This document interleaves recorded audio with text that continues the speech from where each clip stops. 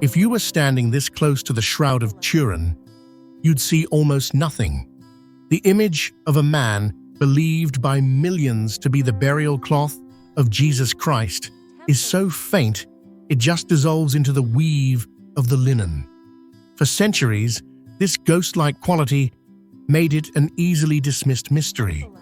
But when scientists aimed new kinds of analytical tools at this invisible image, they saw more than just a faint stain. They found a hidden layer of data, three-dimensional information encoded into the cloth.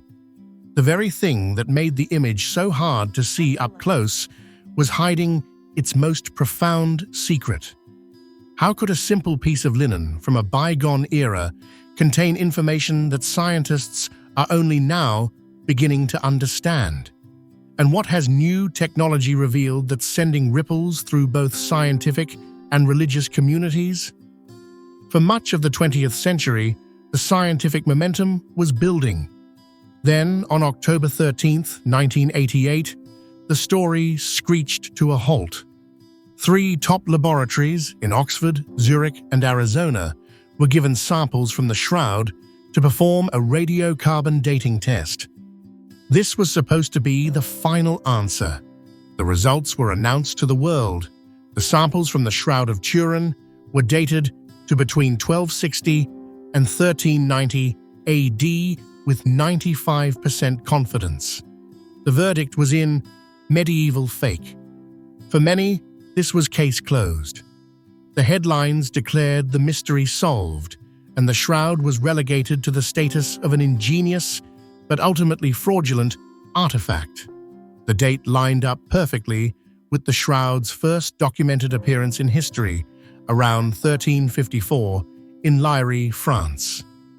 The enigma that had captivated people for centuries seemed to be nothing more than a clever piece of medieval art. But was the story really that simple? As it turns out, the most definitive test in the shroud's history would soon become its most controversial. The scientific story of the shroud doesn't start in the 20th century, but way back in 1898. An amateur Italian photographer named Secondo Pia was given permission to photograph the cloth during a public exhibition. What happened in his dark room was completely unexpected. As he was developing the large glass plates, he nearly dropped them in shock. On the photographic negative, the faint, ghostly image on the cloth was suddenly transformed. It appeared as a clear, detailed, positive portrait. Pia had stumbled upon the shroud's first and most enduring anomaly. The image on the cloth behaves like a photographic negative. The lights and darks are inverted, a property that was utterly baffling for a supposedly medieval object. How could a forger from that era create a perfect photographic negative, centuries before photography was even invented? This discovery was the first real hint that the image was far more complex than anyone had imagined. It shifted the shroud from a simple object of faith to a profound scientific puzzle. For decades, that negative image remained a baffling curiosity. But the plot thickened in the 1970s.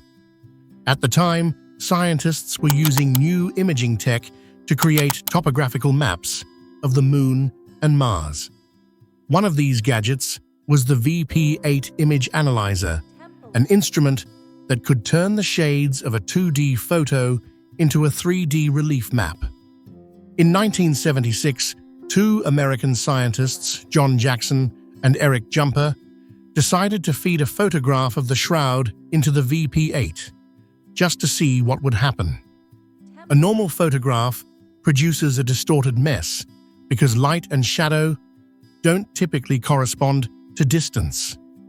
But when they analyzed the shroud, something incredible happened.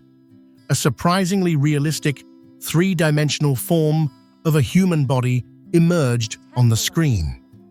They discovered the image intensity seems to be linked to the distance between the cloth and the body it once covered.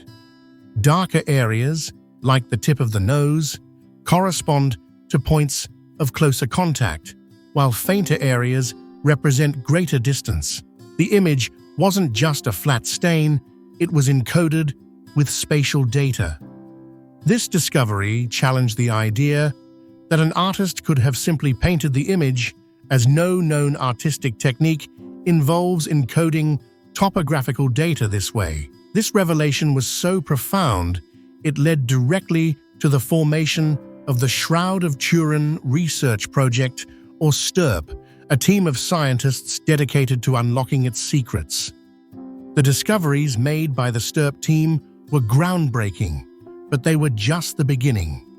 Modern science has taken this investigation to a level they could never have imagined. If you're finding this journey into the intersection of science and mystery as fascinating as I do, make sure to subscribe and hit the notification bell so you don't miss our future. If this content blesses you and you'd like to support our mission, you can buy me a coffee or give a super thanks. Every contribution helps us create more content to inspire and uplift others. Make sure to subscribe so you don't miss out on my future explorations into historical enigmas. Now, let's jump to today. Scientists are applying tools that didn't exist even a few years ago: advanced artificial intelligence. By feeding high-resolution scans into deep learning models, these AI systems can analyze microscopic variations in the fibers, finding patterns invisible to the human eye. The results have been staggering. The AI is able to take the 3D encoded data and use it to generate a more detailed reconstruction of the man's face and body.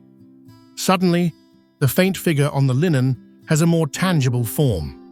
What's more, this enhanced visualization brings details observed by medical experts for decades into sharper focus. Forensic analyses have long noted patterns of injury consistent with historical accounts of Roman crucifixion: scourge marks across the back, abrasions on the shoulders, consistent with carrying a heavy object, and specific wound points at the wrists and feet. The anatomical precision of these wounds, clarified by modern imaging, raises a compelling question. How could a medieval forger have such a sophisticated knowledge of forensic pathology? This brings us back to that 1988 carbon dating, the proof that it was all a fake. Armed with this new wave of evidence, scientists started re-examining that pivotal test, and they found problems, serious problems. For starters, the agreed-upon protocol was not followed. Instead of taking multiple samples from different locations, only a single strip was cut from one of the most handled and likely repaired corners of the cloth. Even before the 88 test, researchers had noted that the shroud was not uniform, and some raised concerns about contamination. Critics now argue that the labs may have dated a medieval patch, not the original cloth. This isn't just speculation. A member of the original STURP team, Raymond Rogers, later published work showing that the sample corner was chemically different from the main body of the shroud, containing materials like cotton that aren't found elsewhere on the linen cloth. This critique gained significant weight with the development of new dating methods. Scientists from Italy's National Research Council used a technique called wide-angle X-ray scattering, WAX-S. Instead of measuring carbon, this method dates linen by analyzing the natural degradation of its cellulose over time. In a 2022 study, they applied this method to a shroud fiber. The results were astounding. The wax dating found the sample's degradation to be fully compatible with a linen sample from the 1st century, placing its age at around 2,000 years old. Furthermore, research from Italy's National Agency for New Technologies, Energy and Sustainable Economic Development, ENEA, explored how the image could have formed. They discovered that a powerful burst of ultraviolet radiation from an excimer laser could create a similar superficial coloration on linen, one that only penetrates the topmost microfibers, just like the image on the shroud.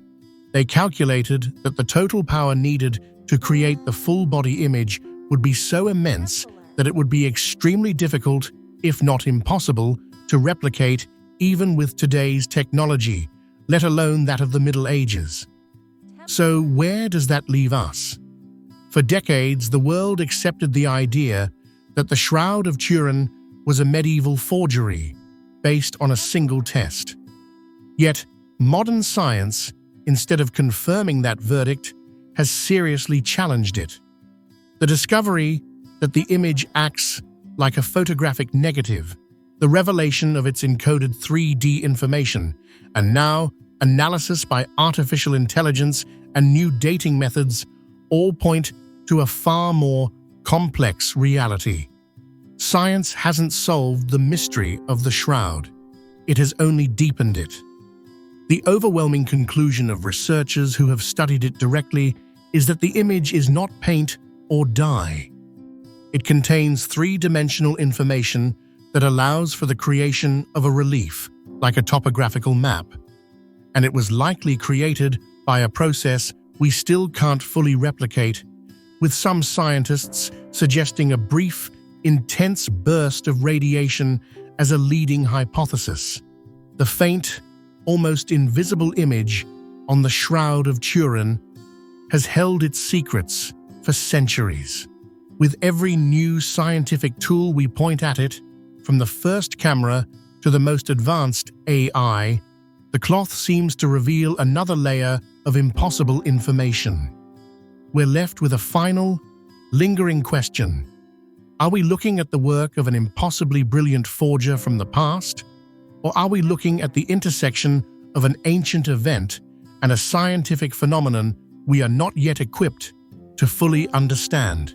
The answer remains hidden in the threads. What do you think?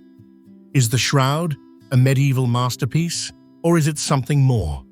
Let us know your thoughts in the comments below. And if you want to continue exploring the world's greatest mysteries with us, don't forget to like this video and subscribe. Thanks for watching. This book is your beginner's guide to understanding Scripture.